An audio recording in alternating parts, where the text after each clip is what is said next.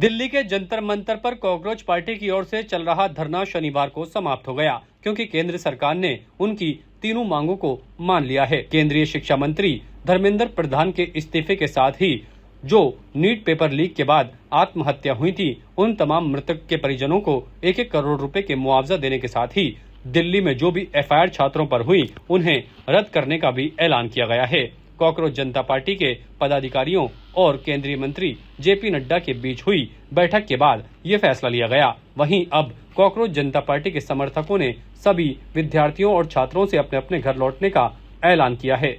इसके साथ ही अजमेर के युवाओं ने भी इस मामले को लेकर अपनी प्रतिक्रिया दी। उन्होंने कहा कि छात्रों पर डंडे बरसाना गलत था। 1 महीने से छात्र अपनी विभिन्न मांगों को लेकर शांतिपूर्वक प्रदर्शन कर रहे थे, उसके बावजूद उन्हें प्रताड़ित किया गया और उनके साथ मारपीट भी की गई, जो सरासर गलत है। लेकिन अब केंद्र सरकार बैकफुट पर आ गई है और धर्मेंद्र प्रधान को इस्तीफा देना पड़ा। अगर सरकार चाहती तो ये कदम पहले भी उठाए जा सकते थे, तो इतना आंदोलन और गहमा-गहमी का माहौल नहीं होता। अब सरकार को चाहिए कि जो भी शिक्षा मंत्री का इस्तीफा देने के बाद जो भी छात्रों की जायज मांगे हैं, उनको पूरा किया जाए और नीट पेपर लीक के साथ ही अन्य सभी परीक्षाओं में सरकार को अब सख्ती बरतनी चाहिए, ताकि जो भी पेपर लीक की घटनाएं सामने आती हैं, उस पर सख्त से सख्त कानून बनाकर दोषियों को सजा दी जाए। अजमेर से, राजस्थान से मैं देश के समस्त युवाओं को जो लोकतंत्र के और संविधान की रक्षा के लिए और अपनी हक की लड़ाई के लिए जो आज उन्होंने देशव्यापी जो आंदोलन किया, जंतर मंतर पर इकट्ठा हुए, लाठियां खाई और आज उनकी मांग मान ली गई। पहले तो मैं सभी उन देश के युवाओं को मैं हार्दिक बधाई देना चाहूँगा, शुभकामनाएं देना चाहूँगा कि आज ये जीत आपकी जोश की, आपकी हिम्मत की और आपके दृढ़ निश्चय की हुई है। मैं साथ ही देश के प्रधानमंत्री से भी मांग करता हूँ कि आपने ये धर्मेंद्र प्रधान का इस्तीफा तो लिया, पर अभी तक जो छात्रों पे मुकदमे हुए हैं, जो छात्रों पे जो मारपीट हुई है, उन दोषियों पे किसी तरह की कोई कार्रवाई ना हो। और साथ ही जो आपने जो इस्तीफे के बाद में अभी तक ना तो किसी तरह का माफीनामा और ना छात्रों पे अत्याचार की कोई आपने कोई प्रेस नोट या ऐसा कुछ जारी नहीं किया।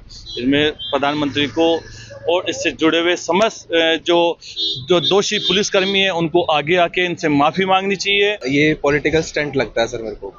बेसिकली सीधा पॉलिटिकल स्टंट है। बच्चों पे आप डंडे चलवा रहे हो, उसके बाद आप इस्तीफा दे दे रहे हो। उनकी जो मांगे वो पूरी करो ना। आप इतने बड़े पोस्ट पर हो, आज अगर कोई भी, मैं ये नहीं कह रहा हूँ मैं या आप या कोई भी हो, तो अगर इतना बड़ा जब मुद्दा उठा है, कितनी बड़ी संख्या में जब छात्र वहाँ जमा है, उनकी मांगे सुनने के बजाय आप पुलिस के थ्रू उनके पे आंसू गैस चलवा रहे हो, डंडे चलवा रहे हो, वो अपने बचाव के लिए कुछ तो करेंगे ही ना। वो अपने बचाव के लिए कुछ लोग, मैंने देखा अभी राष्ट्रगान गा रहे हैं पुलिस को रोकने के लिए।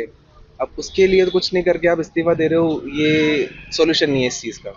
इतने बड़े देश के अंदर इतना बड़ा जो मुद्दा है, उसके बाद आप इस्तीफा देते हो, ये कोई मेरे हिसाब से मुद्दा नहीं है। आपको बच्चों की बातें सुननी चाहिए, समझनी चाहिए कि वो क्या कह रहे हैं। शिक्षा भारत के लिए बहुत ज़रूरी चीज़ है। पूरे वर्ल्ड के अंदर देखा जाए तो इंडिया सबसे बड़ी लेबर कंट्री में काउंट होता है, और उसके साथ साथ बड़े बड़े जो साइंटिस्ट हैं वो भी इंडिया से ही है। लेबर भी इंडिया से है तो साइंटिस्ट भी इंडिया से है। तो लेबर की संख्या कम करके उनको एजुकेट करके अपने देश की इकोनॉमी अपन बढ़ा सकते हैं।